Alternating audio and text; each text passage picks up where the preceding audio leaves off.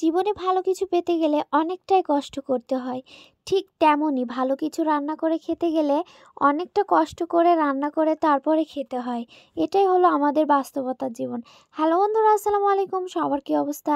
আশা করি সবাই ভালো আছেন। তো আপনাদের দোয়া এবং ভালোবাসায় আমরাও ভালো আছি। তো যেহেতু আমার শরীরটা অনেকটাই খারাপ, তাই আমার কণ্ঠটাও কেমন যেন হয়ে যাচ্ছে, থাকছে আর এখানে দেখতে পাচ্ছেন আমি প্রতিদিন রান্নার ভিডিও দিচ্ছি, কারণ আমার বাসা থেকে কোথাও যাওয়া হচ্ছে না।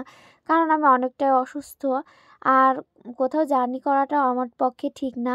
আর এখানে এই সিমের বিচিগুলো ঠিক করে রেখেছিলাম, এই সিমের বিচিগুলো রান্না করব তাই। আর আমার বাড়িতে যেহেতু প্রেশার কুকার নাই, তার জন্য আমি রাইস কুকারে সব করি।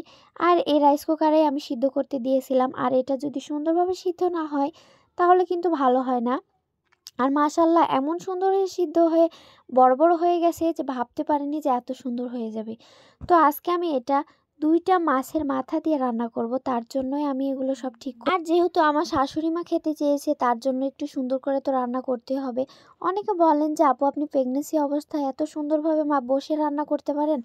আমার একটু করে সমস্যা যখন হয় তখন আমি উঠে যাই, কিন্তু অনেকে আবার বাজে কমেন্টও করেন, বলেন যে আপনার শাশুড়ি, আপনি ননদ কি কোনো কাজই করে না?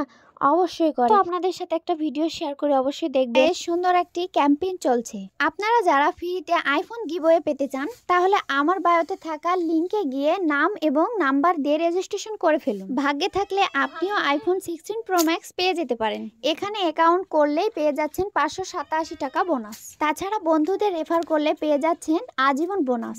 এখানে গেম খেলেও ইনকাম। আর এই তো এখানে আমার রান্নাটা প্রায় শেষের দিকে, কারণ আমি যেহেতু ডালগুলো সিদ্ধ করে রাখছিলাম, মানে সিমের ডাল আমরা বলি, সিমের বিচি কি যেগুলোকে সিদ্ধ করে রাখছিলাম। সিমের কিন্তু ডালও খাওয়া যায় পাতলা করে ঝোল করে, সেটা কিন্তু আরও বেশি সুস্বাদু। কিন্তু আমি এভাবে কখনো রান্না করে খাইনি, আর আমার শাশুড়ি মা যেহেতু খেতে চেয়েছে তার জন্য আমার রান্না করা। আর আমি যেহেতু 2টা মাছের মাথা দিয়েছি, আর এই মাছের মাথাগুলো ঠিক করে সব যেগুলো মাছের অংশ আছে সেগুলো বের করে নিচ্ছিলাম। আর এই তো এখানে আমি এই ডালগুলো দিয়ে দিয়েছি। তো কেমন হয়েছে অবশ্যই কমেন্টে জানাবেন। আর আমার রান্নার ভিডিওগুলো যাদের ভালো লাগে আমি তো জানি, তাদের জন্য আমার শেয়ার করা। তো অনেকে জিজ্ঞাসা করেন যে আপু, আপনি রান্না শেষে ওটা কি দেন কালো কালো? তো ওটা হলো পেঁয়াজ আর জিরা আমি তেলে ভেজে নিয়েছিলাম, সেটাই আমি পাটায় বেটে তারপরে এটা দিয়েছি।